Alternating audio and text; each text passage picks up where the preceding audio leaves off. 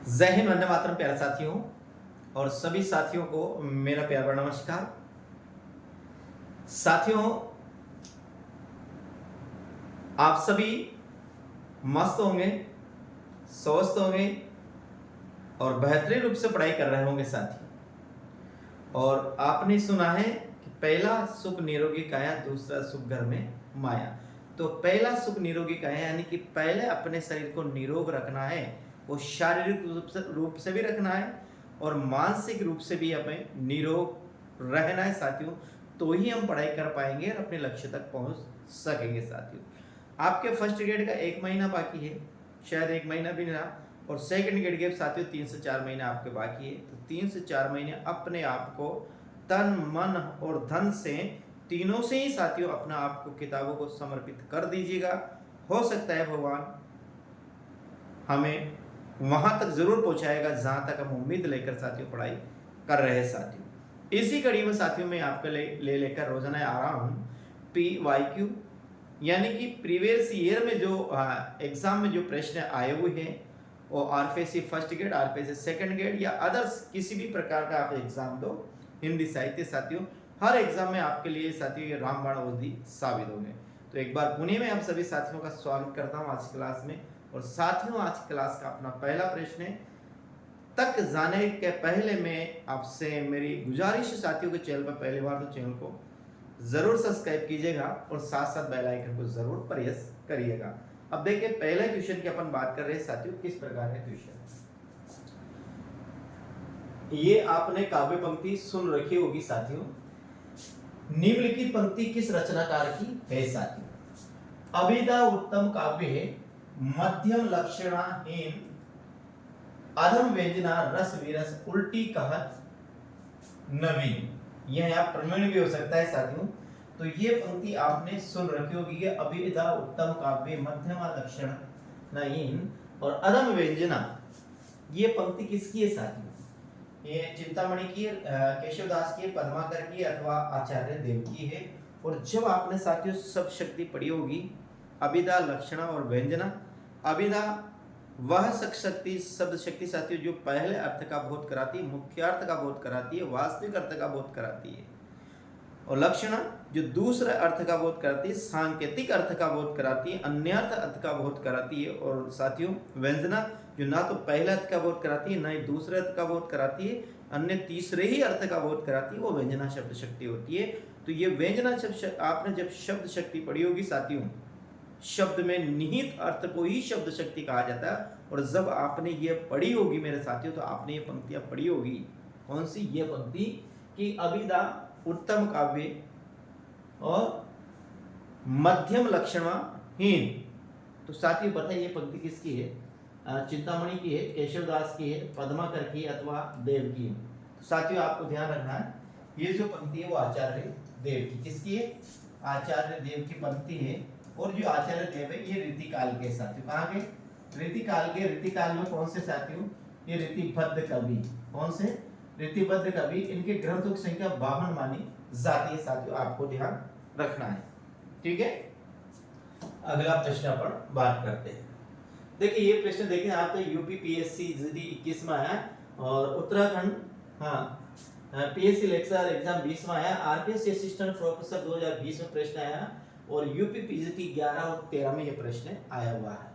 देखिए यहाँ इसका साथियों वो कर रखा है, यहाँ पर व्याख्या है इसकी। इस व्याख्या को आप ध्यान से देखिएगा। देखिए व्याख्या है,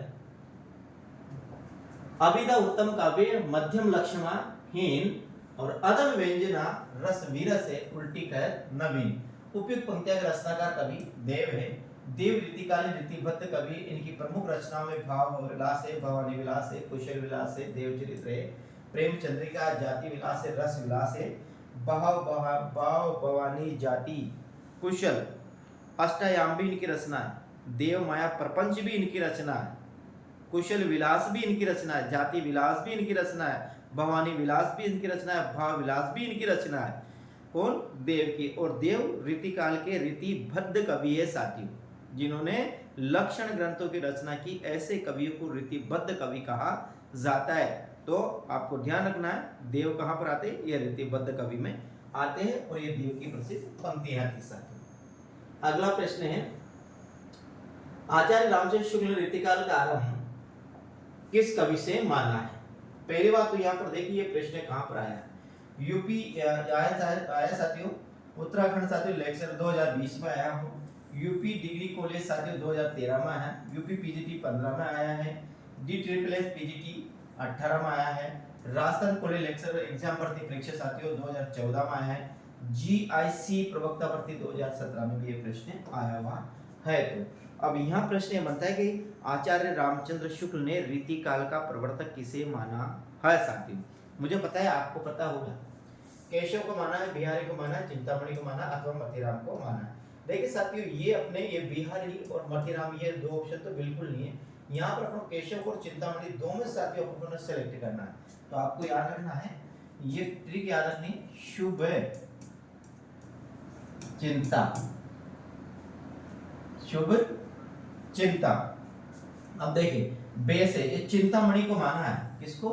चिंतामणि को एक तो शु से बनेगा आचार्य रामचंद्र शुक्ल और बे से बनेगा साथियों भगीरथ मिश्र। दो व्यक्तियों ने चिंतामणि को माना है, कौन है? एक तो आएगा अपने आचार्य शुक्ल आएंगे और एक आएंगे साथियों भगीरथ। ये दो ऐसे विद्वान हैं जिन्होंने रीतिकाल का प्रवर्तक चिंतामणि को माना है। तो अपने इस प्रश्न का आंसर क्या होगा? चिंतामणि।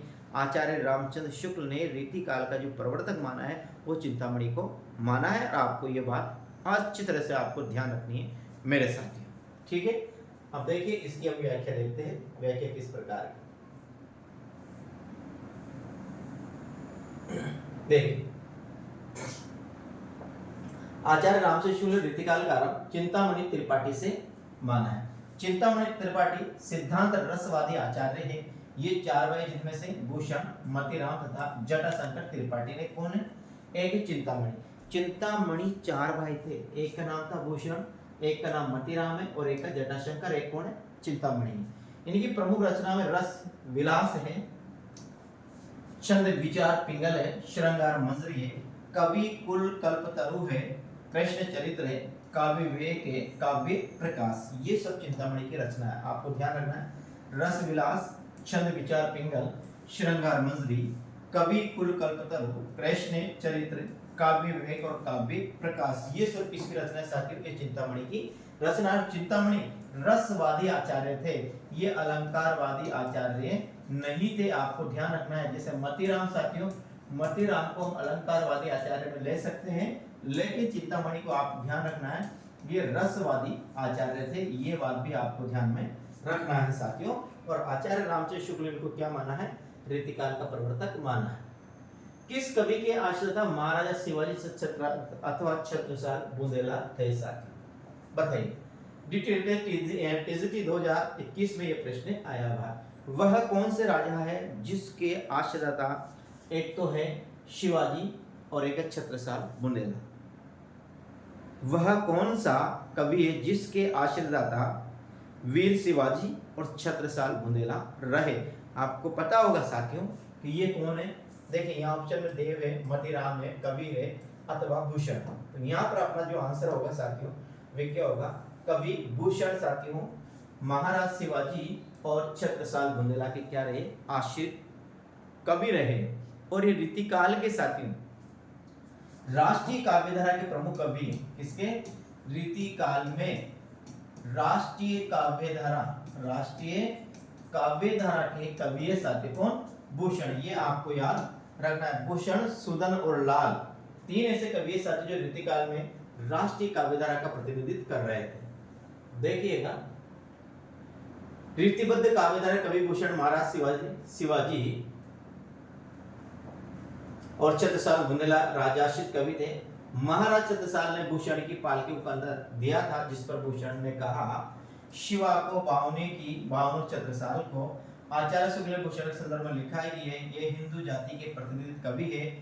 वीर शिवराज भूषण, शिव बावनी तथा छत्रसाल दशक भूषण की अन्य रचना है साथियों। देखिए इन्होंने कहा कि वे हिंदू जाति के प्रतिनिधित्व कवि है। ये आचार्य रामचंद्र शुक्ल ने किसके विषय में कहा साथियों? भूषण के विषय में कहा। देखो यहाँ एक चीज लिखी हुई है, रीतिबद्ध काव्यधारा के भूषण महाराज। ये रीति काल के कवि है, लेकिन सर ये राष्ट्रीय काव्य रीति काल में राष्ट्रीय परक कविता लिख रहे थे, इसलिए साथियों ये रीति काल में ये आएंगे राष्ट्रीय काव्यधारा के प्रति प्रमुख कवि है, तो उसमें कौन आएगा? भूषण आएगा साथियों। इनके कवि का भी आपको नाम याद रखना है और ये पंक्ति भी आपको याद रखनी है कि वे हिंदू जाति के प्रतिनिधित्व कवि है। कौन? भूषण। कौन है? भूषण। और ये किसने कहा? ये आचार्य रामचंद्र शुक्ल ने कहा। किसके विषय में कहा? भूषण के विषय में कहा साथियों। और इनकी अन्य रचना की बात करते साथियों, देखिए शिवराज भूषण है, शिवावामनी है और छत्रसाल दशक है। छत्रसाल दशक है इनकी रचना किसकी साथियों? भूषण की, कवि भूषण की। शिवराज भूषण, शिवावामनी और छत्रसाल दशक।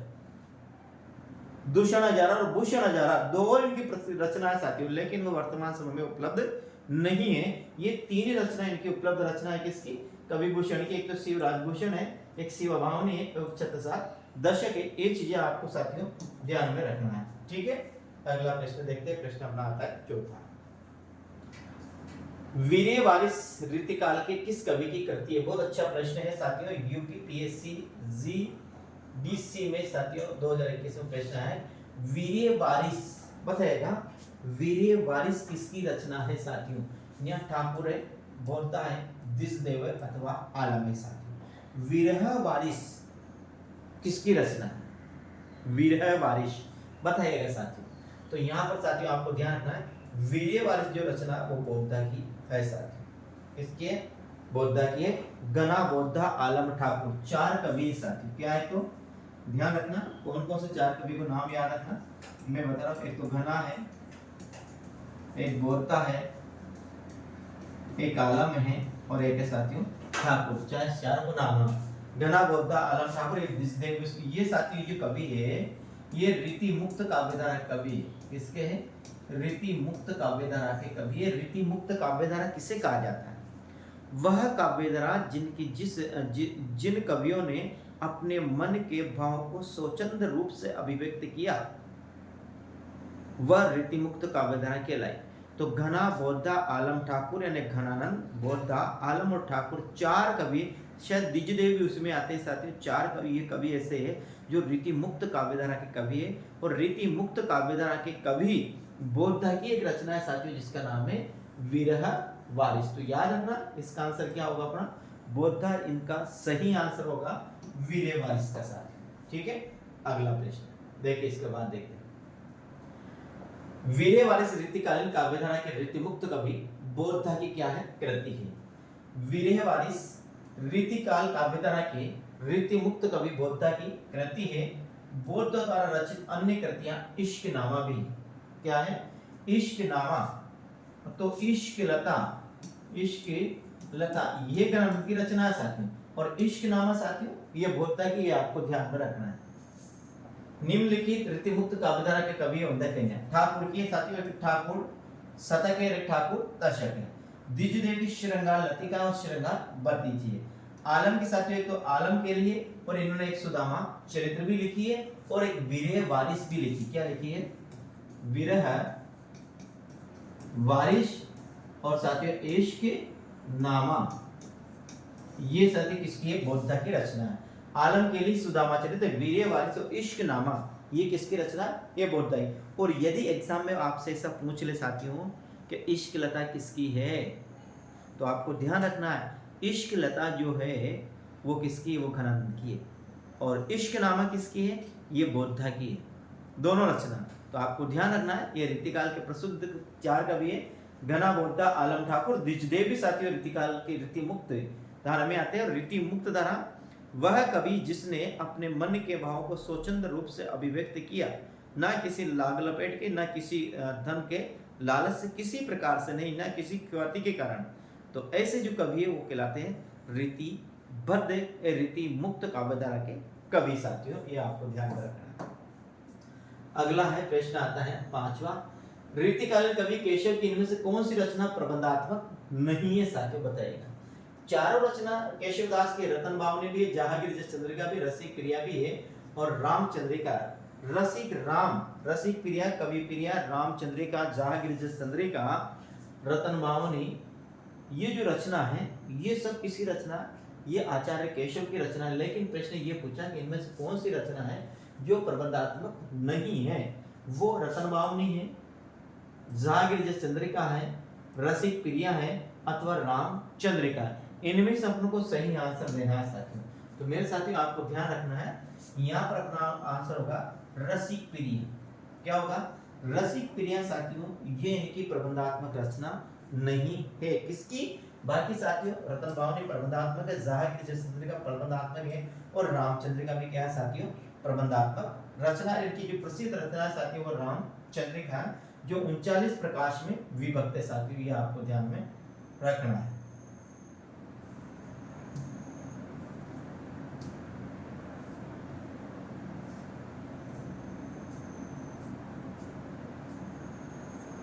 देखिए साथियों इस प्रश्न की व्याख्या देखिए।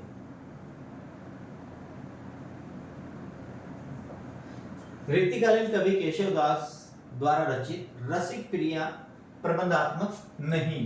रसिक प्रिया क्या नहीं है? प्रबंधात्मक नहीं। रीतिकालीन कवि, रीतिबद्ध, रीतिकाल के रीतिबद्ध कवि केशव की जो रचना है रसिक प्रिया, ये प्रबंधात्मक नहीं, बल्कि ये रीति ग्रंथ है जिसमें श्रृंगार रस का क्या किया गया? वर्णन किया गया। शेष तीनों कृतियां रतन बावनी, जहांगीर चंद्रिका और रामचंद्रिका क्या है? प्रबंधात्मक है। रतन बावनी भी प्रबंधात्मक है, जहांगीर चंद्रिका भी प्रबंधात्मक है और रामचंद्रिका भी क्या है? प्रबंधात्मक रचना है साथियों।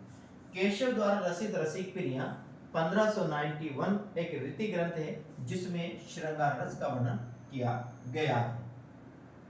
केशवदास का उपनाम वेदांतवादी मिश्र भी है और ये निम्बार्क संप्रदाय में दीक्षित है। ये भी है। इनको कठिन काव्य का प्रेत भी कहा जाता है और ये आचार्य रामचंद्र शुक्ल ने कहा। किन्हें? केशव को। इन्हें कठिन काव्य का प्रेत भी कहा जाता है, इन्हें वेदांतवादी मिश्र भी कहा जाता है। किसको? केशव को। ये आप यहाँ ध्यान, एक और ध्यान रखना, आचार्य केशव किस संप्रदाय में दीक्षित थे? तो साथियों आपको याद रखना है, आचार्य केशव है वो निम्बार्क संप्रदाय में दीक्षित थे। किस संप्रदाय में? निम्बार्क संप्रदाय में थे, जिसके संस्थापक कौन है? आचार्य निम्बार्काचार्य। ये भी याद। आचार्य विश्वनाथ प्रसाद मिश्र, डॉक्टर नगेंद्र और गणपति चंद्रगुप्त ने केशवदास को हिंदी में रीति काव्य का प्रवर्तक माना है। किसको? केशव को।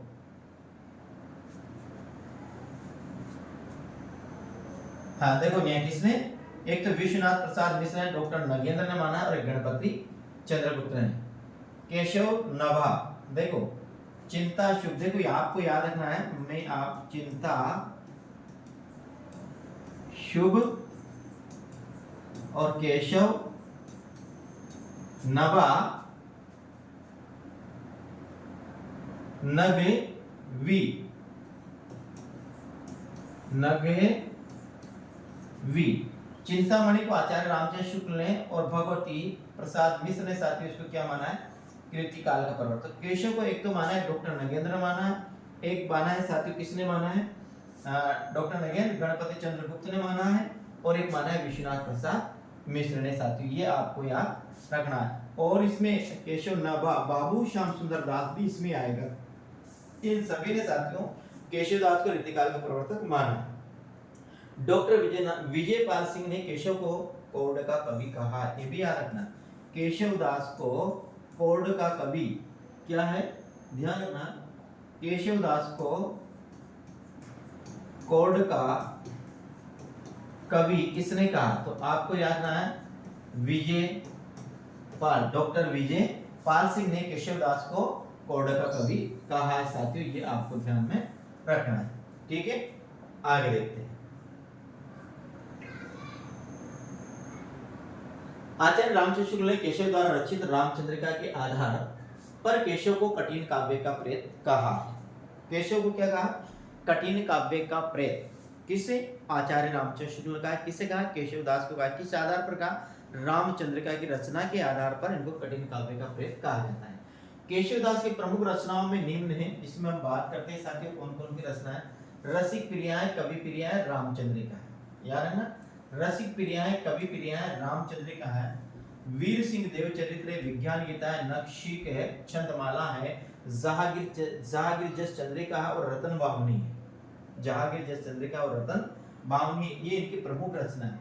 रसिक प्रिया, कवि प्रिया, रामचंद्रिका, वीर सिंह देवचरित्र, विज्ञान गीता, नखशिक और छंदमाला, और एक है जहांगीर जस चंद्रिका और एक है साथियों रतन बावनी, ये इनकी प्रमुख रचना है। इसकी आचार्य केशव दास की। तो आपको ये ध्यान रखना है साथियों। अगला प्रश्न आता है, तुलसी गंग दोहों बहे सो कवियन के सरदार, ये कथन इनमें से किसका है? तुलसी गंग दोहों बहे सो कवियन के सरदार, ये पंक्तियां किसकी है? उन्हें देखिए, तुलसी गंग दोहों बहे सो कवियन के सरदार, ये पंक्तियां किसकी है साथियों? देखिए, यह नाबादास है, गंग है, विकारदास अथवा रहीमदास है साथियों। किसकी? ये जो गंग है साथियों, ये अकबर के दरबार में थे। किसके? और साथियों ये नीति के कवि में आते हैं गंग। तो ये मतलब ये किसकी है? तो आपको ध्यान रखना है साथियों, ये पंक्तियां भिखारी दास, और ये भिखारी दास को रीतिकाल के अंतिम आचार्य में भिखारी दास की गणना की जाती है साथियों, ये भी आपको ध्यान में रखना है। तो यहाँ पर ये जो पंक्तियां हैं, तुलसी गंग दोहों बहे सो कवियन के सरदार, ये जो पंक्तियां हैं साथियों, ये भिखारी दास की। तो अपना आंसर क्या होगा? सी अपना सही आंसर होगा। ये रचना किसकी है साथियों? ये किसकी है? ये भिखारी दास की पंक्ति यहाँ है साथियों, ऊपर की पंक्ति। देखिए, तुलसी गंग दोहों बहे सो कवियन के सरदार, ये भिखारी दास का कथन है।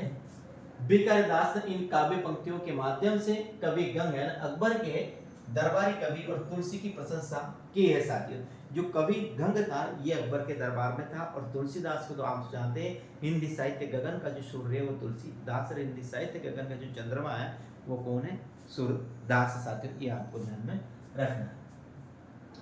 अगला प्रश्न आता है 7, निम्नलिखित में कौन सा ग्रंथ केशव द्वारा रचित नहीं है? अभी देखा आपने, विज्ञान गीता है, रचित है, विज्ञान गीता है, बर्वे नाई का भेद है, कवि कुल कल्पतरु, काव्य अलंकार है। कौन सा केशव द्वारा रचित है? विज्ञान गीता, बर्वे नाई का, कवि कुलपतरु या काव्य अलंकार साथियों। अभी अपन ने केशव दास के देखे थे साथियों, यूकेपीएससी लेक्चरर 2020 के एग्जाम आया है। तो आपको ध्यान रखना है, जो विज्ञान गीता है साथियों, ये आचार्य केशव का ग्रंथ है। किसका है? आचार्य केशव का ग्रंथ है। मेरे हिसाब से साथियों यही आंसर होना चाहिए। हाँ, जो विज्ञान गीता है, वीर विज्ञान जहांगीर जस चंद्रिका, रसिक राम कवि, वीर विज्ञान जहांगीर जस चंद्रिका, छंदमाला, ये जो वीर विज्ञान है नहीं, रसिक राम, रसिक प्रिया रामचंद्रिका, रसिक राम कवि प्रिया, वीर विज्ञान जहांगीर, रतन बावनी जस चंद्रिका, ये आदि जो ग्रंथ है ये किनके हैं साथियों? केशवदास। तो अपना आंसर क्या होगा? यहाँ ए अपना सही आंसर होगा, यानी कि अपना आंसर है बी, यानी ए क्या? विज्ञान गीता।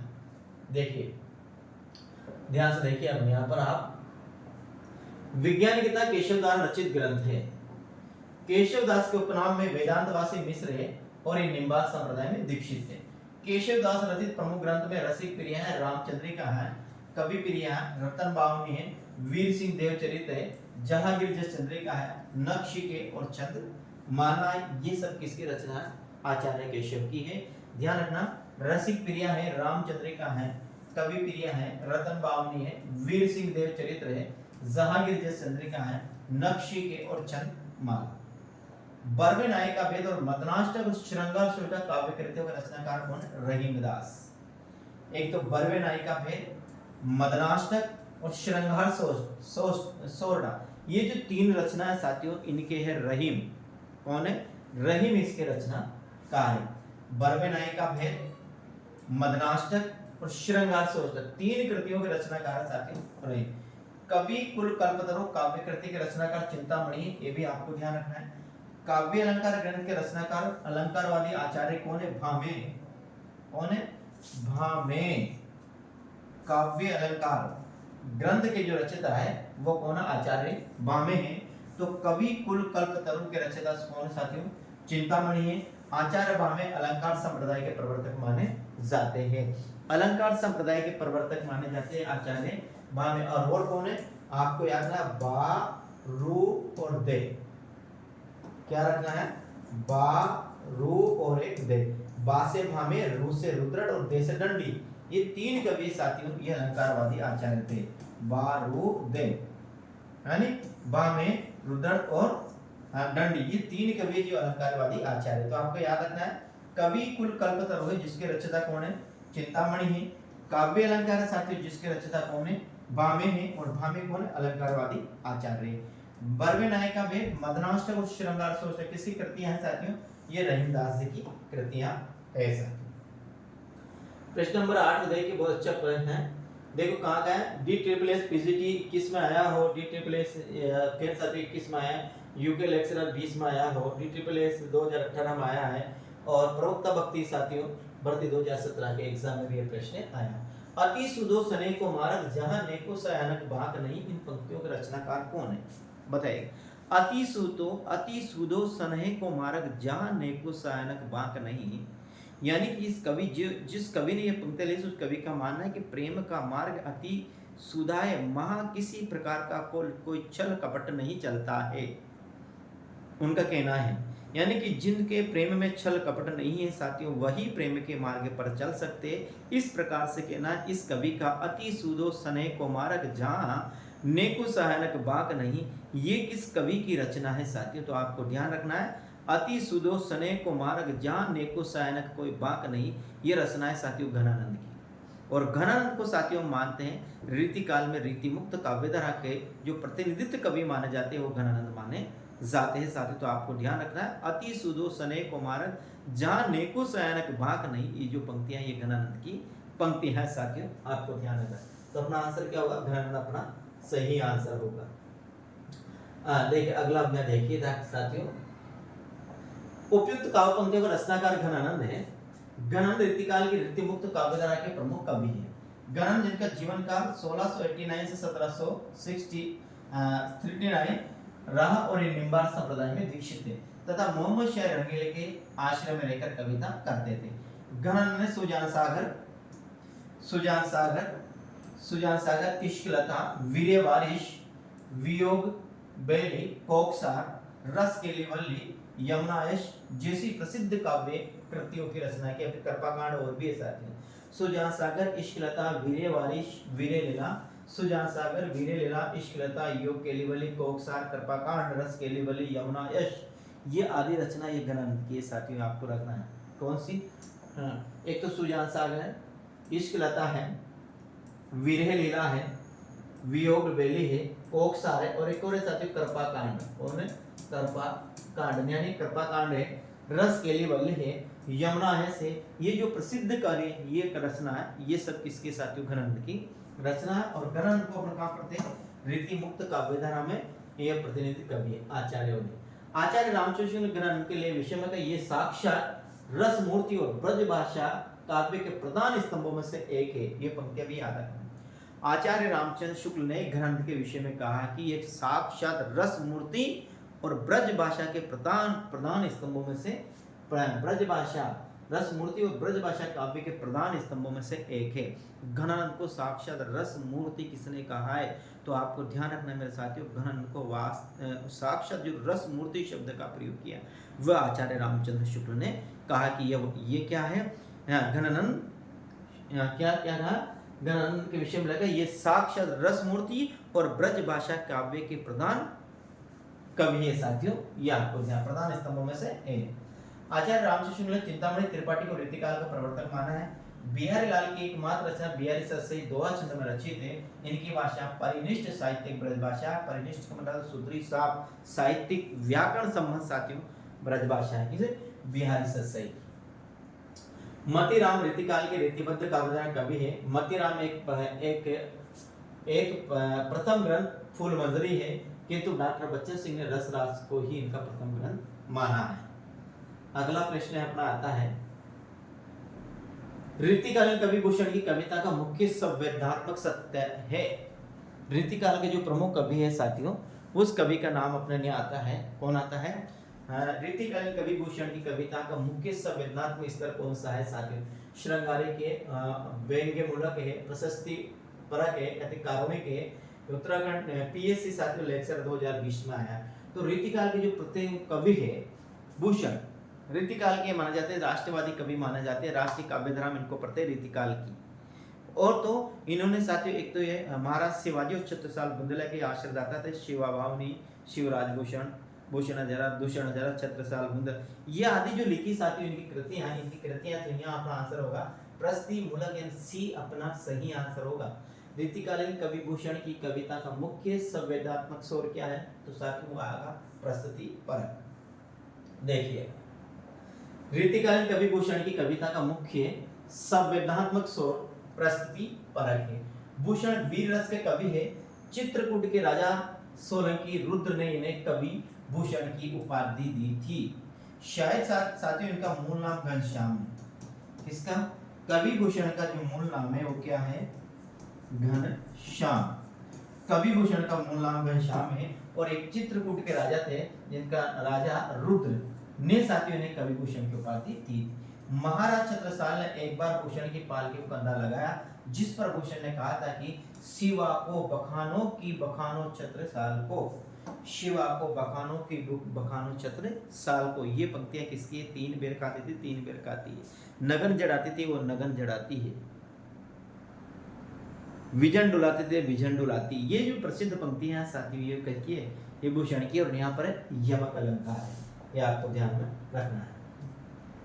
अगला प्रश्न आता है रीतिकाल को श्रृंगार किसने कहा है, श्रृंगार काल किसने कहा है, रीतिकाल को श्रृंगार काल किसने कहा है। देखो आरपीएससी असिस्टेंट प्रोफेसर 2020 में प्रश्न आया हुआ है, डीट्रिपल पीजीटी 2018 प्रश्न आया हुआ है, उत्तराखंड साथियों असिस्टेंट प्रोफेसर 2017 में भी ये प्रश्न आया हुआ है।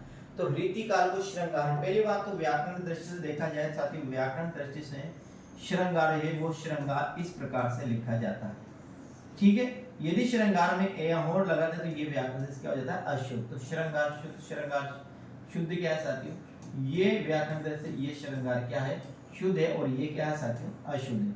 लेकिन यहाँ प्रश्न पूछा गया है कि रीतिकाल को श्रृंगार काल किसने कहा। देखिए यहाँ ऑप्शन में विश्वनाथ मिश्र है, विश्वनाथ प्रसाद मिश्र है, मिश्र बंधु है, अजय प्रसाद द्विवेदी अथवा डॉक्टर नगेन है। तो यहाँ पर देखिए श्रृंगार किसने कहा साथियों, श्रृंगार काल, तो अपना आंसर होगा विश्वनाथ प्रसाद मिश्र ने रीतिकाल को श्रृंगार काल कहा है, आपको ध्यान में रखना है। विश्वनाथ प्रसाद मिश्र ने रीतिकाल को क्या कहा, श्रृंगार। हमने आगे देखिए रीतिकाल को श्रृंगार काल विश्वनाथ प्रसाद मिश्र ने कहा। रीतिकाल के अन्य नामों में देखते हैं साथियों, अन्य नाम आते हैं रीतिकाल, ऐसे जॉर्ज ग्रेसन ने भी कहा, और रीतिकाल साथियों यहाँ आचार्य रामचंद्र शुक्ल ने भी इसे रीतिकाल कहा, ठीक है। और इसे उत्तर मध्य काल भी कहा, उत्तर मध्य काल भी कहा, और आचार्य रामचंद्र ने भी इसे रीतिकाल। अलंकृत काल साथियों मिश्र बंधुओं ने कहा रीतिकाल, आचार्य रामचंद्र शुक्ल ने भी कहा, डॉक्टर नगेंद्र ने भी कहा, जॉर्ज ग्रेसन ने भी कहा। रीति काव्य कहा साथियों, लेकिन देखिए रीति काव्य कहा वो जॉर्ज ग्रेसन ने कहा, रीतिकाल कहा साथियों वो आचार्य रामचंद्र शुक्ल डॉक्टर नगेंद्र ने कहा। कलाकाल रमाशंकर शुक्ल रसाल ने कहा, तो अंधकार काल साथियों इसे कहा त्रिलोचन ने। रीतिकाल को अंधकार काल शब्द से जो नाम दिया वो त्रिलोचन ने दिया, आपको याद रखना है। रीतिकाल को अंधकार काल नाम दिया वो क्या है साथियों, त्रिलोचन ने दिया। कलाकाल नाम दिया डॉक्टर रमाशंकर शुक्ल रसाल ने कहा। रीतिकाल आचार्य रामचंद्र शुक्ल ने भी कहा और डॉक्टर नगेंद्र ने भी कहा। आचार्य रामचंद्र शुक्ल ने रीतिकाल के लिए एक और शब्द का प्रयोग किया, उत्तर मध्य काल, ये भी आपको ध्यान रखना। और रीतिकाल पे जॉर्ज ग्रेसन ने कहा, और श्रृंगार काल किसने कहा, विश्वनाथ प्रसाद मिश्र ने कहा। अगला प्रश्न है कौन सा विकल्प सुसंगत नहीं है, काव्य विवेक चिंतामणि का, शिवभावनी भूषण की, वृद्ध कौमुदी मतिराम की, प्रताप सिंह विरुदावली सेनापति की। यहाँ पर कौन सा साथी जो सुसंगत या संगत नहीं है, तो आपको ध्यान रखना है काव्य विवेक चिंतामणि की है, शिवभावनी साथी भूषण की है, वृद्ध कौमुदी मतिराम की है, प्रताप सिंह विरुदावली सेनापति की नहीं है साथियों, प्रताप सिंह विरुदावली सेनापति की नहीं है, ये आपको ध्यान में रखना है। ये साथियों ये है पद्माकर की, इसकी है पद्माकर की, आपको ध्यान में रखना। आंसर क्या होगा अपना, पद्माकर सही आंसर होगा।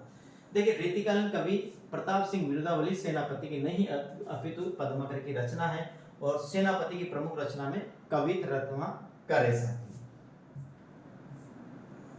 किस विकल्प में सभी रचना भिखारीदास की है। रीतिकाल के अंतिम आचार्य कवि भिखारीदास, तो इनकी सभी रचना में कौन नहीं, तो ध्यान रखना है आप। मैं आंसर की बात करता हूँ। बी कालिदास की प्रमुख रचनाओं में आपको याद रखना है काव्य निर्णय इनका है, रस सारांश इसका है, छंद अरवण पिंगल इनका है साथियों। इनकी रचनाओं की एक और विशेषता ध्यान रखना, कैसे याद कर सकते हैं, ये ये भी याद रखना, निर्णय, काव्य निर्णय, छंद निर्णय और एक श्रृंगार निर्णय भी होगा, रस सारांश, ये साथियों इनकी प्रमुख रचना है। तो काव्य निर्णय,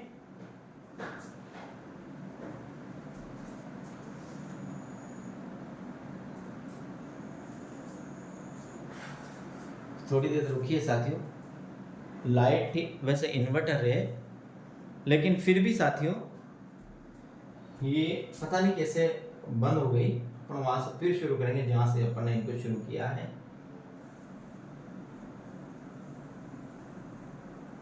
लाइट गई और ये बोर्ड में क्या हुआ साथियों, बोर्ड बंद हो गया। इसको पुणे मैंने चलाया, चलेगा ऐसी बात नहीं है, टाइम लगेगा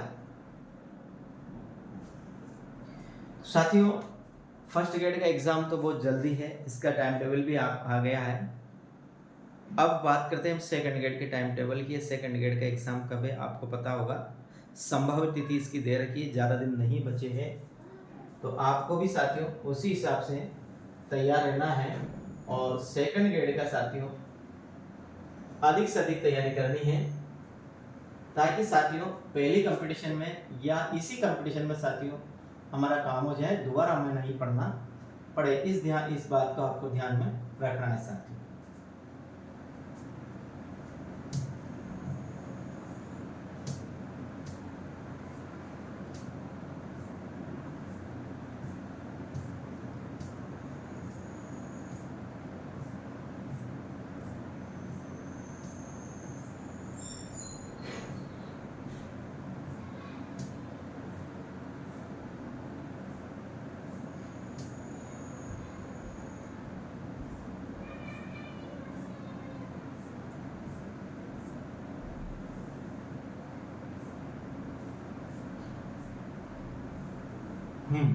काव्य निर्णय, रस सारांश और छंद अरवण पिंगल इनकी प्रमुख रचना है।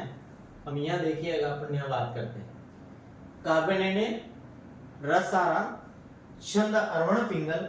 रीतिकालीन श्रेष्ठ कवि बी कालिदास का जन्म टेहूंगा प्रतापगढ़ में हुआ था साथियों। इनका रचना काल 1725-1760 के बीच माना जाता है।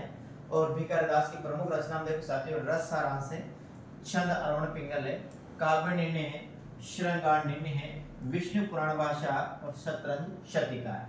तो आपको ये तो याद रखना है, श्रृंगार, रस सारांश, छंद अरवण पिंगल, काव्य निर्णय और श्रृंगार निर्णय। काव्य निर्णय देखो, काव्य निर्णय, श्रृंगार निर्णय, छंद अरवण पिंगल और रस सारांश। काव्य निर्णय, श्रृंगार निर्णय, छंद अरवण पिंगल और रस सारांश, ये भी कालिदास की प्रमुख रचना है साथियों, ये आपको ध्यान में रखना है। मतीराम से संबंधित कौन सा कथन सही नहीं है? ललित ललाम के रचयिता मतीराम, जिसकी रचना बूंदी के भाव सिंगाड़ा के आश्रय में रहकर इन्होंने की है। रस, रास और ललित ललाम इनकी विशिष्ट ख्याति के आधार है, बिल्कुल सही है। रस, राज, श्रृंगार, रस और नायिका भेद का ग्रंथ है, बिल्कुल सही है। रस राज के नायक नायिका अत्यधिक चतुर और क्रिया विदित है।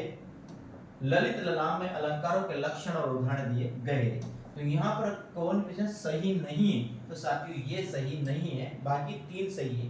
रस, राज और ललित ललाम इनकी विशिष्ट ख्याति का प्रमुख आधार है, बिल्कुल सही है। रस, राज, श्रृंगार, रस और नायिका भेद का ग्रंथ, लेकिन इसमें इनकी नायक और नायिका अत्यधिक चतुर और क्रिया विदित नहीं है। ये जो तीसरा है साथियों, ये क्या है? योग आ सकते हैं। बाकी ललित ललाम में अलंकारों को लक्षण और उदाहरण दिए गए हैं साथियों। आरपीएससी असिस्टेंट प्रोफेसर 2020 में प्रश्न पूछा गया है। देखिए, रस, राज के नायक और नायिका अत्यधिक चतुर और क्रियाशील है। मतीराम से संबंधित उक्त कथन सही नहीं है, बाकी तीनों कथन क्या सही है। मतीराम का जन्म 1917 में कानपुर उत्तर प्रदेश में हुआ। रस, राज और ललित ललाम इनकी विशिष्ट ख्याति का आधार है। रस, राज में श्रृंगार, रस और नायिका भेद तथा ललित ललाम में अलंकारों के लक्षण उदाहरण दिए गए हैं। रस राज की नायिका लज्जाशील एवं नायक निष्कपट है। ये यार रस राज की जो नायिका वो लज्जाशील है और नायक के साथ वो निष्कपट है। मेरा नायक क्या है? निष्कपट है। और जहां निष्कपट दोनों प्रेमी और प्रेम पात्र निष्कपट रहता है साथियों, वहीं हम प्रेम को निभा सकते हैं। यह आपको ध्यान में रखना है ये कि इनका जन्म कानपुर में 1600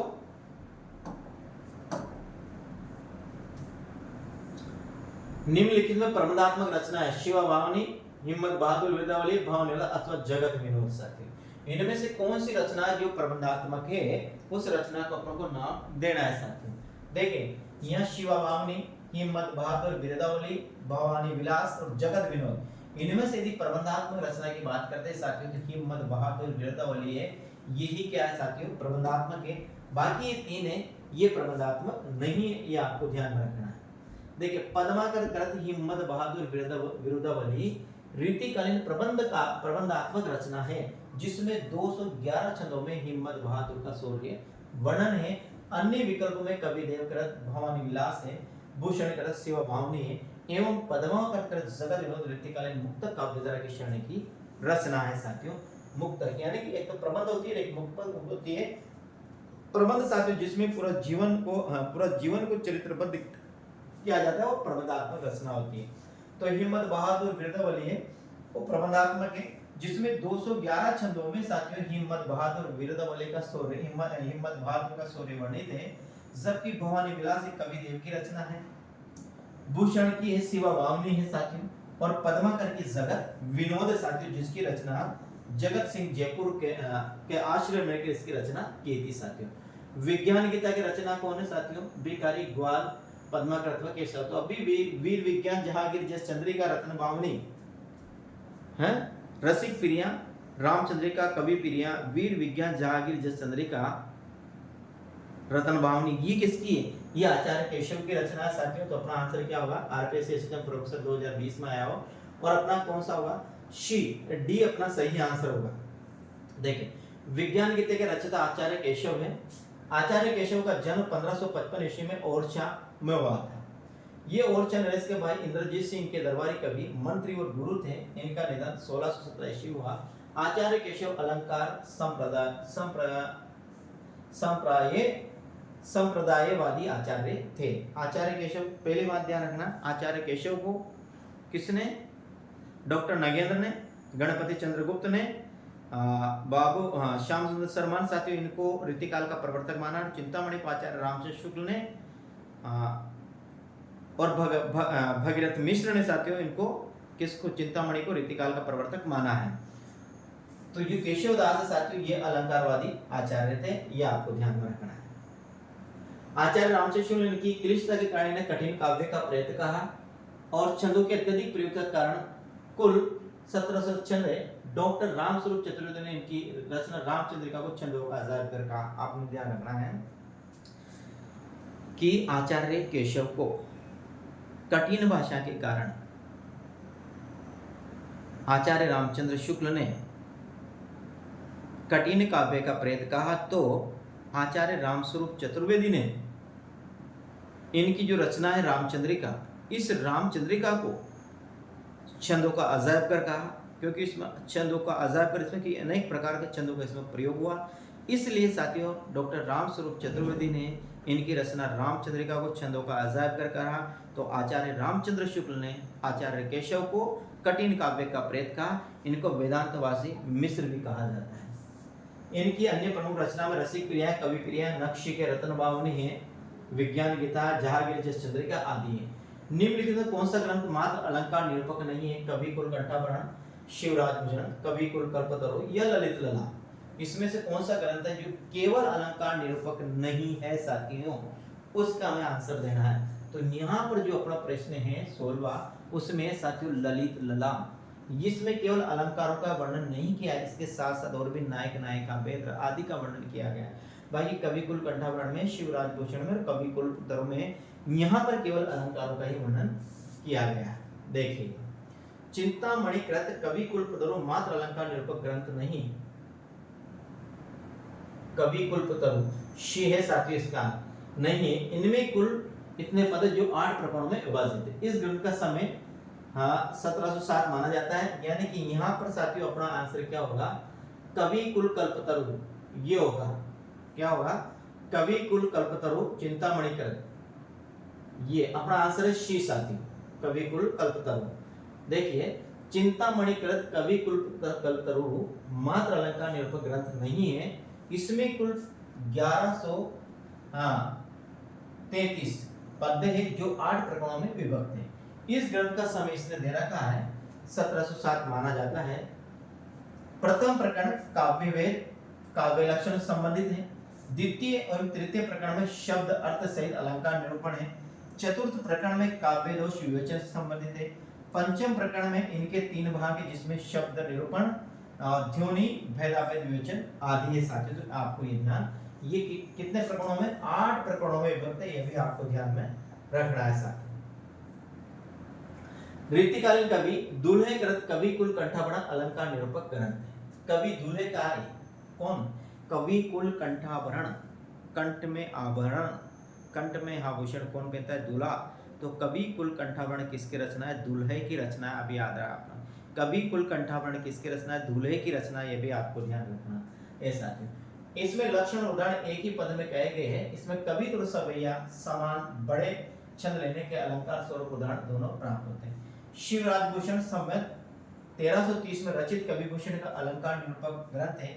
इसमें 385 छंद जिसमें दोहों में अलंकार की परिभाषा तथा कवि एवं सवय छंदों का उदाहरण दिए गए हैं। रीतिकालीन कवि मतिराम द्वारा रचित ललित ललाम अलंकार है। ललित ललाम का अलंकार है, इसका समय निश्चित नहीं, इसलिए इसे 1661 से 64 के बीच इस ग्रंथ का रचनाकाल माना जाता है। और इस ग्रंथ में चंद्रलोक एवं कुवलया नंद नामक संस्कृत ग्रंथों के आधार पर लक्षण प्रस्तुत किए गए हैं। चंद्रलोक जयदेव का है और कुवलयानंद साथियों अप्पे दीक्षित का ग्रंथ है। चंद्रलोक जयदेव का है और कुवलयानंद है वो अप्पे दीक्षित का है। दोनों में अलंकारों का निरूपण किया गया है और दोनों को तर्ज पर ही इस ललित ललाम में साथियों अलंकारों का निरूपण किया गया है। इसका रचनाकाल माना गया है 61 से 64 इसका रचनाकाल माना गया है। कौन सी रचना मात्र पिंगल छंद निरूपक है, छंद को पिंगल भी कहा जाता है। भाषा भूषण, वृत्त विचार, काव्य रसायन अथवा काव्य निर्णय साथियों कौन सा माना जाता है।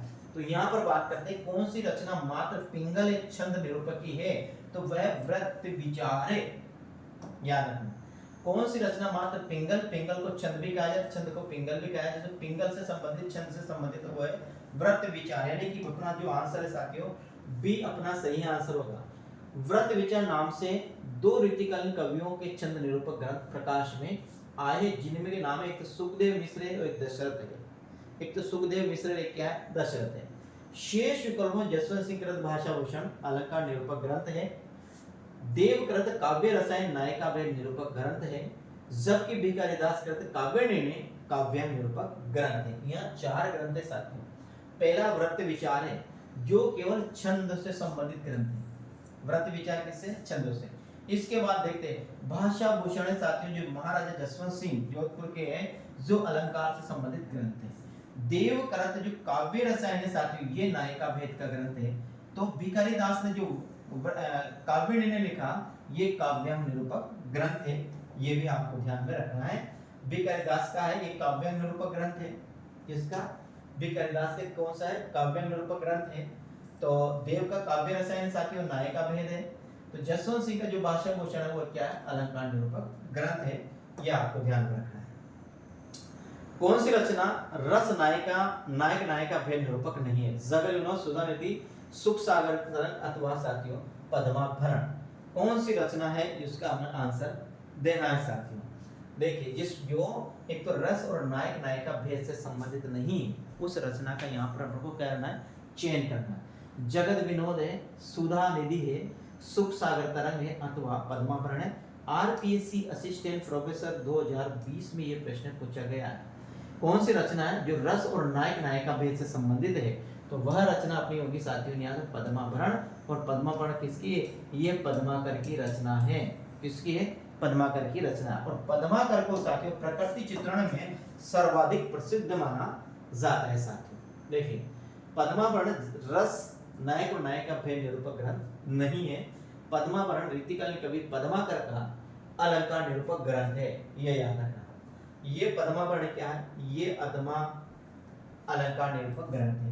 शेष विकल्पों में कवि देवकृत सुख सागर तरंग, कवि तोष रचित सुधा निधि और कवि पद्माकर द्वारा रचित है जगत विनोद रस नायक नायिका भेद से निरूपक। यानी कि साथियों आपको ध्यान पद्मावरण है, ये अलंकार निरूपक ग्रंथ है। बाकी तीनों जगत विनोद सुधा निधि तोष के, जगत विनोद और पद्माकर की और सुख सागर तरंग आचार्य देव की है। ये तीनों रचनाएं ये नायक रस और नायक नायिका भेद से संबंधित है। जबकि ये पदम प्लस आभरण, आभरण का मतलब होता है आभूषण और आभूषण को अलंकार भी कहते तो ये अलंकार से संबंधित रचना है, ये आपको ध्यान में रखना है। देखें सर्वांग विधि काव्यांग विवेचक आचार्य नहीं है, तोष प्रताप शाही सोमनाथ तथा भिखारी दास साथी। प्रश्न है सर्वांग आचार्य विवेचक, सर्वांग विविध काव्यांग विवेचक आचार्य कौन नहीं है, यानी सर्वांग निरूपक आचार्य इनमें से कौन नहीं, तोष नहीं है, प्रताप शाही नहीं है, या फिर सोमनाथ नहीं है, या फिर भिखारीदास नहीं है साथियों। तो यहाँ ध्यान रखना है तीनों में से जो प्रताप शाही है ये भी सर्वांग निरूपक आचार्य है, सोमनाथ है ये भी सर्वांग निरूपक आचार्य है, भिखारीदास है ये भी सर्वांग निरूपक आचार्य है, तो से साथियों ये सर्वांग निरूपक आचार्य नहीं, आपको ध्यान में रखना है। तो से नहीं है, बाकी प्रतापशाही सर्वांग निरूपक आचार्य है, सोमनाथ सर्वांग निरूपक आचार्य है, भिखारीदास सर्वांग निरूपक आचार्य है साथियों, तोष नहीं है, ये आपको ध्यान में रखना है। अगला प्रश्न है, देखिए इसकी व्याख्या देखिए। तोष सर्वांग विविध काव्यांग विवेचक आचार्य नहीं है। रीतिकालीन कवि तोष ने 1734 में सुधा निधि नामक ग्रंथ की रचना की, जो रस निरूपक है। सुधा निधि क्या है, रस निरूपक है।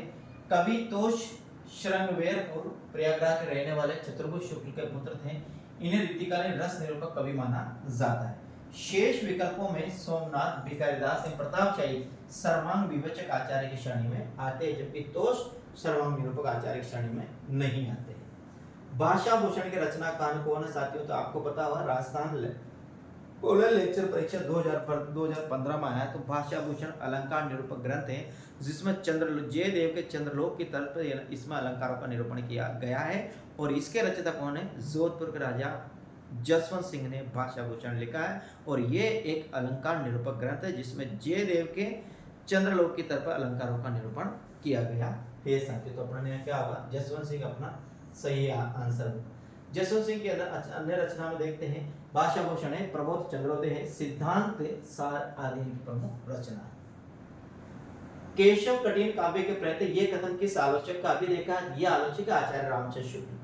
आचार्य रामचंद्र शुक्ल ने केशवदास को कठिन काव्य का प्रेत कहा है, तो डॉक्टर रामस्वरूप चतुर्वेदी ने साथियों इनके द्वारा जो रामचंद्रिका लिखी है उसे छंदों का अजायब घर कहा है, ये आपको ध्यान में रखना है। रामचंद्रिका को छंदों का अजायब घर कहा जाता है, केशव को कठिन काव्य का प्रेत कहा जाता है। कठिन काव्य का प्रेत केशव को आचार्य रामचंद्र शुक्ल ने कहा, तो रामचंद्रिका को छंदों का अजायब घर रामस्वरूप चतुर्वेदी ने कहा, यह भी आपको ध्यान में रखना है साथ।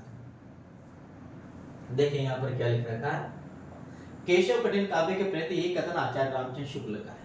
केशव की रचना में रसिक प्रिया है, नक्शी के कवि प्रिया है, रामचंद्रिका है, रतन बावनी, जहांगीर चंद्रिका है, विज्ञान गीता और छंदमाला और वीर सिंह देव चरित्र है। रामस्वरूप चतुर्वेदी ने रामचंद्रिका को छंदों का अजायब घर कहा है। शुक्ल जी ने रामचंद्रिका में केशव को सर्वाधिक सफलता मिली संवाद योजना में। केशव के पात्र बातों में से बात निकालकर संवाद करते हैं, यानी कि आचार्य रामचंद्र शुक्ल ने रामचंद्रिका विषय में कहा कि रामचंद्रिका में जो केशवदास को सर्वाधिक सफलता मिली वो संवादों में मिली है। किसमें, और रामचंद्रिका साथियों संवादों के लिए ही प्रसिद्ध है। तेलनी तुलनी पूंछ जरी न जरी, जरी लंका जराई जरी। तेलनी तुलनी पूंछ जरी न जरी, जरी लंका जराई जरी, ये रामचंद्रिका की पंक्तियां हैं। कहाँ की है, रामचंद्रिका की पंक्तियां हैं साथियों। रीतिकाल लगभग कितनी शताब्दियों तक चला है, रीतिकाल का समय पूछा है, कितनी शताब्दियों तक रीतिकाल, 4, 1, 5 अथवा 2। देखिए प्रश्न आया होगा, तो आपको पता है रीतिकाल का समय 1700 से लेकर 1900 तक कितनी शताब्दियां होगी, 2 शताब्दियां। 1700 से लेकर 1900 तक का जो समय है वो रीतिकाल का समय है। और यहाँ पर कितने शताब्दी होती? 2। तो यहाँ पर आंसर कौन सा होगा अपना? डी अपना सही आंसर होगा। रीतिकाल 2 शताब्दियों तक चला है। रीतिकाल लगभग 2 शताब्दी संवत 1700 संवत 1900 तक चला है। आदिकाल, हाँ देखिए ये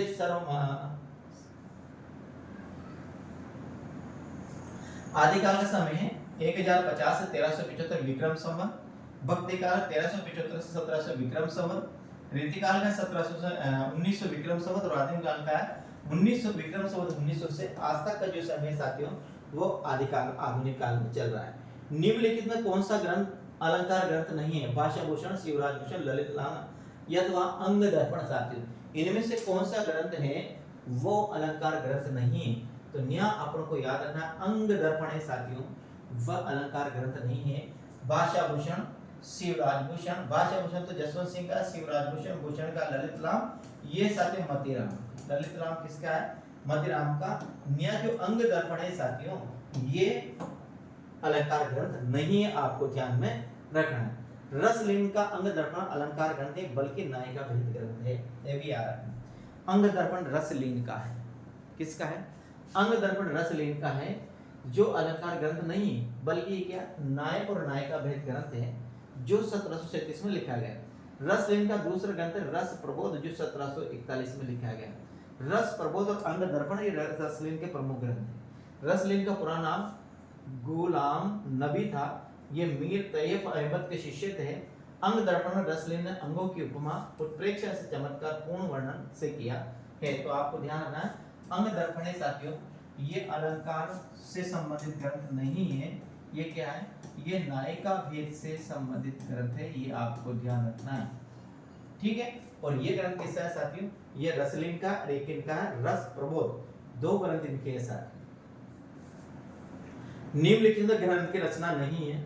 प्रिया प्रसाद है, भाव प्रकाश है, प्रीति पावस है अथवा पक्षी विलास। ये जो प्रश्न है साथियों ये मेरे हिसाब से इसका कठिनाई स्तर ज्यादा है, लेकिन आपको ध्यान रखना है फिर भी प्रिया प्रसाद गणन की है, भाव प्रकाश गणन की है, प्रीति पावस गणन की है, पक्षी विलास जो रचना है साथियों ये गणन की नहीं है। आपको ध्यान रखना जो पक्षी विलास है ये गणन की नहीं है, जबकि प्रिया प्रसाद गणन की है, भावना प्रकाश गणन की है और प्रीति पावस भी किसके साथियों ये भी गणन की रचना है। पक्षी विलास गणन की रचना नहीं है। गणन रीतिकाल के रीतिमुक्त काव्यधारा कवि इनकी प्रमुख रचना में इश्क लता है, वीर्य वारिस है, रस के लिए बल्ली है, वियोग वेली है, सुजान हित है, यमुना ऐश्य। गणन के बारे में शुक्ल कहते हैं कि लाक्षणिक मूर्तिमता और प्रयोग विचित्र की जो छटा इनके दिखाई पड़ती है खेद है कि वह फिर 250 वर्ष के पीछे जाकर आधुनिक काल के उत्तरार्ध में अर्थात वर्तमान काल की न्यूनतम काव्यधारा में ही अभिव्यंजनावाद के भाव में कुछ विदेशी रंग लिए हुए प्रकट हुई है।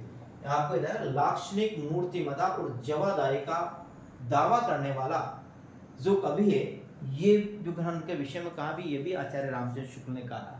तो आपको ध्यान रखना है लाक्षणिक मूर्तिमता और प्रयोग विचित्र की जो छटा इनमें दिखाई पड़ती है खेद की वह फिर 250 वर्ष पीछे जाकर आधुनिक काल के उत्तरार्ध में अर्थात वर्तमान काल की नूतन काव्यधारा में ही अभिव्यंजनावाद के प्रभाव से कुछ विदेशी रंग ले हुए प्रकट हुई है। ये जो कथन है साथियों लाक्षणिक मूर्तिमता प्रयोग विचित्र साक्षात रस मूर्ति ये जो शब्द है ये आचार्य रामचंद्र शुक्ल के हैं जो इन्होंने ग्रंथ के विषय में कहा। रीतिकालीन कवि मतीराम द्वारा लिखित ग्रंथ ललित लाम है, पिंगल रस निरूपण है, अलंकार ग्रंथ है, इनमें से कोई नहीं। अभी देखा साथियों ललित ललाम है जिसकी रचना भाव सिंह आड़ा के आश्रय में लेकर मतीराम ने बूंदी में की और ये एक क्या है ये अलंकार निरूपक ग्रंथ है। तो अपना आंसर क्या होगा? शी अपना सही आंसर होगा अलंकार साथियों। रीतिकालीन कवि मतीराम द्वारा लिखित ग्रंथ ललित लाम अलंकार है। मतीराम के अन्य ग्रंथ फूल मंजरी है, लक्षण श्रृंगार है, साहित्य सार है, रस राज है, रस निरूपक है, अलंकार पंचाशी का अलंकार निरूपक ग्रंथ है, सतसई वृद्ध कौमुदी ये सब क्या है जिसे मतीराम सतसई के नाम से भी जानते हैं, ये मतीराम की रचना है। अब देखिए पहले अपन ने एक पंक्ति देखी थी अति सुदो सन्हे को मार्ग जहां नेको सयानक बांक नहीं अति सुदो स्नेह स्नेह को मार्ग जहां नेको सायनक बांक नहीं। ये पंक्तियां साथियों आचार्य, ये की पंक्तियां गणन की, जबकि इनके विरुद्ध कहा, क्या कहा, देखिए यह प्रेम को पंत कराल महा तलवार की धार पे धावनो है। ये प्रेम को पंत कराल महा तलवार की धार पर दावनो, ये प्रेम को पंत कराल महा तलवार की धार पर दावनो है। यह प्रेम को पंत कराल महा तलवार की धार पर दावनो है। यानी कि एक कवि का कहना तो यह है कि प्रेम का मार्ग अधिक से बहुत सीधा है, जिसमें बिल्कुल भी छल कपट नहीं चलता है, बिल्कुल निष्कपट के माध्यम से प्रेम किया जाता है। और एक कवि का कहना है कि प्रेम का मार्ग ऐसा है कि तलवार की धार पर चलना और प्रेम के मार्ग पर चलना दोनों ही समान है। तो ये जो पंक्तियां किसकी है साथियों कि यह प्रेम को पंत कराल महा तलवार की धार पर धावनो, ये जो साथियों ये आलम की है कि बौद्धा की साथियों किसकी है, ये बौद्धा की है, आपको ध्यान में रखना है। हाँ ये रचना है बौद्धा की है साथियों, इसकी है। बौद्ध ने कहा कि ये प्रेम को पंत कराल महा तलवार की धार पर धावनो, ये बौद्ध की प्रमुख रचना है। देखिएगा ये प्रेम को पंत कराल महा तलवार की धार पर धावनो है, ये काव्य पंक्तियां बौद्ध की है। रीतिकालीन कवि रीतिमुक्त कवियों की काव्य पंक्तियां निम्नलिखित हैं। यो घन आनंद छावत भावत जान सजी वन और ते आवत, लोगे लागी ये कवित बनावत मोह तो मेरे कवित बनावत, लोगे लागी कवित बनावत मोह तो मेरे कवित बनावत है, लोगे लागी कवित बनावत मोह तो मेरो कवित बनावत। ये पंक्तियां ग्रहण की है। प्रेम रंग पगो जगमग जगे, जामिनी के यौवन की ज्योति जगी और उगमत है, ये आलम की है। सेवक सिपाही हम उन राजपुतन को, दान जुगत जुरिये में नेपु जैने मूर्खो, ये किसके साथ है, ठाकुर की है। शिवराज भूषण में कितने अलंकारों का निरूपण हुआ। शिवराज भूषण पहली बात तो साथियों कवि भूषण की रचना है, इसमें साथियों 105 अलंकारों का निरूपण हुआ। अपना आंसर क्या होगा, डी अपना आंसर होगा साथियों, आपको ध्यान में रखना है। देखिए शिवराज भूषण में 105 अलंकारों का निरूपण हुआ है।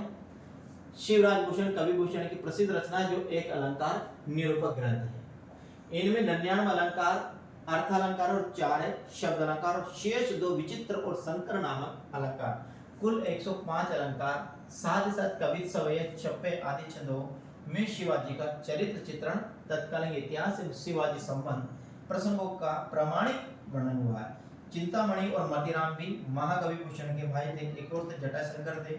महाकवि भूषण का जन्म 1613 ईस्वी में तथा निधन 1705 ईस्वी में माना जाता है। छत्रसाल दशक एवं शिव भावनी इनके अन्य उपलब्ध ग्रंथ है साथियों। छत्रसाल दशक, शिव भावनी और शिवराज भूषण साथियों। घनन की कविता में निम्नलिखित में कौन सी विशेषता नहीं पाई जाती है। भाषा की लाक्षणिकता, भाषा की व्यंजनता, उक्ति वैचित्र्य अथवा संध्या भाषा साथियों। देखिए यहाँ पर एक नाम सुना होगा आपने, जब आदिकाल पढ़ा होगा तो आदिकाल में आपने सिद्ध साहित्य पढ़ा, आपने नाथ साहित्य पढ़ा, आपने जैन साहित्य पढ़ा। तो सिद्ध साहित्य में एक शब्द सुना होगा आपने, संध्या भाषा। कौन सी, संध्या भाषा। तो यहाँ पर यदि देखा जाए तो घनन में कौन सी विशेषता नहीं है, तो संध्या भाषा ही घनन की विशेषता नहीं, जबकि भाषा की लाक्षणिकता है, भाषा की व्यंजकता है और उक्ति वैचित्र्य भी है। यहाँ पर अपना आंसर क्या होगा, संध्या भाषा अपना आंसर होगा। यूजीसी ने दिसंबर 2020 में प्रश्न आया हुआ है। घनन की कविता में संध्या भाषा की विशेषता नहीं पाई जाती है। घनन की कविता में लौकिक प्रेम तथा वीर्य वर्णन की सर्वोपरि विशेषता पाई जाती है। इनकी कविता में भाषा की लाक्षणिकता है, भाषा की व्यंजकता है तथा उक्ति वैचित्र्य की विशेषता पाई जाती है। घनन की कविता की एक विशेषता घनन द्वारा प्रयुक्त मर्मोक्तियों भी है। घनन रीति काल के रीति मुक्त धारा के कवि है। इनकी प्रमुख काव्य कृतियां में सुजान सागर है, इश्क लता है, वीर लीला है, वियोग वेली है, यमुना यश है, प्रतीप आदि इनकी रचना है साथ। रामचंद्र शुक्ल ने हिंदी साहित्य के इतिहास में देव के कितने ग्रंथों का उल्लेख किया है, पता है साथियों। आचार्य रामचंद्र शुक्ल ने हिंदी साहित्य के इतिहास में देव के कितने ग्रंथों का उल्लेख किया साथियों, दुनिया अपना आंसर 23, यानी कि बी अपना सही आंसर होगा। आचार्य रामचंद्र शुक्ल ने अपने हिंदी साहित्य के इतिहास में जो 1929 में प्रकाशित हुआ हिंदी शब्द सागर की भूमिका के रूप में साथियों आपको ध्यान में रखना है, उसमें साथियों ने 23 ग्रंथों का प्रकाशन किया है।